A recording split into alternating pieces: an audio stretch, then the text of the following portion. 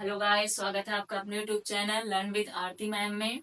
हम लोग पढ़ रहे थे अभ्रंश साहित्य। अभ्रंश साहित्य में सबसे पहले हम लोगों ने स्वयंभू को पढ़ा था। स्वयंभू के बाद पुष्यदंत को, उसके बाद धनपाल को पढ़ा था। स्वयंभू के बारे में थोड़ा सा हम लोग जितना पढ़े हैं उसके बारे में बात चर्चा कर लेते हैं। स्वयंभू में जो है इनकी 3 रचनाएं सबसे ज्यादा फेमस थी, जो कि पौंचरी, रिठणेचरी और स्वयंभू छंद। इन्हें अभ्रंश भाषा का जो है प्रथम कवि भी माना जाता है, जो राम कुमार वर्मा ने माना है। ठीक है, ऐसे भी पूछा जाता है तो आपका स्वयंभू ही है अभ्रंश भाषा के प्रथम कवि। और इनकी 3 रचनाएं हो गई, जो कि पौंचरी पूछी भी जाती है, किसमें किसका विस्तार से वर्णन किया गया है, तो राम के चरित्र का विस्तार से वर्णित है। और उसके बाद हम बात करते हैं पुष्यदंत के बारे में। और पुष्यदंत जो है आपके, इनकी भी 3 रचनाएं थी। इनकी 3 रचनाएं थी 63 महापुरुष, गूढ़ालंकार और कुमारचरी और जसहरचरी। और इन्हें जो है शिव सिंह सरोज ने, शिव सिंह सेंगर ने आपके हिंदी भाषा का जो है प्रथम कवि माना था। ठीक है। और स्वयंभू को जो है अभ्रंश भाषा का वाल्मीकि तथा व्यास माना जाता है, जबकि पुष्यदंत को हिंदी का भवभूति कहा जाता है। और इनकी 63 महापुरुष जो है, इन्होंने इसको महापुराण नाम दिया है, जिसमें 63 महापुरुषों का वर्णन किया गया है आपका। और धनपाल की जो रचना थी वो भविष्य कहाँ थी। ये थी जो हम लोगों ने पिछले क्लास में जो है रिवीजन किया था, पढ़ा था। और आगे हम बात करते हैं उसके बाद आपका अभ्रंश साहित्य के बारे में। थोड़ा सा आगे जो और कवि बचे हुए हैं लेखक, उनके बारे में बात करते हैं। सबसे पहले जिंदत सूरी के बारे में बात करते हैं। जिंदत सूरी जो है, इनकी रचना है उपदेश रसायन रास। उपदेश रसायन रास जो है अभ्रंश भाषा का प्रथम रास काव्य है। ठीक है, अभ्रंश भाषा का प्रथम ये रास काव्य है। इनके बारे में बहुत ज्यादा आप जो पढ़ेंगे, बहुत ज्यादा इनके बारे में विस्तृत वर्णन नहीं है। ठीक है, इनके बारे में हम फैक्ट ही पढ़ेंगे और लगभग जितना पूछा जाता है। उसके बाद हम बात करते हैं अब्दुल रहमान के बारे में। संदेश रासक, ये पहला धर्मेतर रास काव्य था, जो कि किसी मुसलमान द्वारा लिखा गया ये प्रथम काव्य था। ठीक है। और इनके बारे में इसमें जो संदेश रासक में है, इसमें विक्रमपुर की एक वियोगिनी की विरह कथा के बारे में वर्णन किया गया है। और आगे हम बात करते हैं मुनीराम सिंह के बारे में। इन्होंने जो है पाहुड़ दोहा रचना लिखा था। और नेक्स्ट है आपके जोएंदू। जोएंदू ने 2 रचनाएं लिखी थी, परमात्म प्रकाश और योग सार आपकी रचनाएं लिखी थी। फिर हम बात करते हैं सोम प्रभु सूरी, जो कि कुमारपाल प्रतिरोध और जैनाचार मेरुतम प्रबंध चिंतामणि।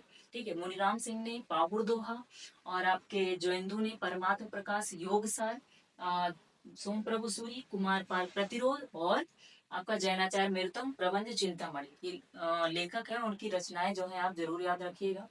और आगे हम बात करते हैं लक्ष्मीधर ने प्राकृत पैंगलम नामक एक ग्रंथ का संग्रह किया था। लक्ष्मीधर ने प्राकृत पैंगलम नामक एक ग्रंथ का संग्रह किया था। और प्राकृत पैंगलम को पिंगल सूत्र भी कहा जाता है। ठीक है, प्राकृत पैंगलम को पिंगल सूत्र भी कहा जाता है। तो ये कुछ कवि थे जिनके बारे में बहुत ज्यादा नहीं, लेकिन आपका फैक्ट जरूरी है इसमें थोड़ा सा पढ़ना। और आपके पास अगर बुक होगी तो एक बार बुक में भी जरूर देखिएगा।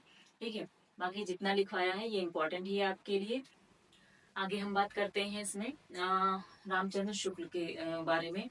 रामचंद्र शुक्ल ने जो है अपने इतिहास में, रामचंद्र शुक्ल ने अपने इतिहास में आदिकालीन को जो है रचनाओं को 2 वर्गों में विभक्त किया था। एक अभ्रंश भाषा और दूसरा देश भाषा, जिसे हम बोलचाल की भाषा भी कैसे कहते हैं। ठीक है, देश भाषा। और इन्होंने जो है अभ्रंश, शुक्ल ने जो है जो है 12 रचनाओं को ही अपने साहित्य में स्थान दिया है। 12 रचनाओं को इस साहित्य में इन्होंने स्थान दिया। इनकी अभ्रंश और देश भाषा की रचनाएं हैं। अभ्रंश भाषा के अंतर्गत इन्होंने 4 रचनाओं को ही माना है, और देश भाषा यानी जो बोलचाल की भाषा है उसके अंतर्गत इन्होंने 8 भाषाओं में तक टोटल मिला के जो है इन्होंने 12 रचनाओं को ही साहित्य में स्थान दिया था। अभ्रंश के अंतर्गत कौन कौन सी रचनाएं इन्होंने जो है माना है। अभ्रंश के अंतर्गत विजय पाल रासो, हमीर रासो, कीर्तिलता और कीर्ति पताका। विजय पाल रासो, हमीर रासो, कीर्तिलता और कीर्ति पताका। उसके बाद देश भाषा के अंतर्गत इन्होंने जो माना है वो खुमार रासो, बीसल देव रासो, पृथ्वीराज रासो, जयचंद्र प्रकाश और जय मयंक चंद्रिका, परमाल रासो, खुसरो की पहेलियां और विद्यापति पदावली। इन्होंने 8 रचनाओं जो है देश भाषा के अंतर्गत माना है। और आगे बात करते हैं हेमचंद्र, जो कि अभ्रंश साहित्य का ये भी एक इम्पोर्टेंट लेखक है। ठीक है। तो इनको जो है जैन आचार्य भी कहा जाता था, हेमचंद्र को जैन आचार्य भी कहा जाता है। और हेमचंद का जो व्याकरण का नाम है वो सिद्ध हेमचंद्र शब्दानुशासन है। इनके व्याकरण का नाम सिद्ध हेमचंद शब्दानुशासन है, जिसे सिद्ध हेम के नाम से भी बहुत ज्यादा प्रसिद्ध है। इसमें संस्कृत, प्राकृत और अपभ्रंश तीनों का समावेश किया गया है। ठीक है। और उसके बाद हम बात करते हैं इनके पुस्तकों के बारे में। तो इनकी जो है टोटल 6 पुस्तकें हैं।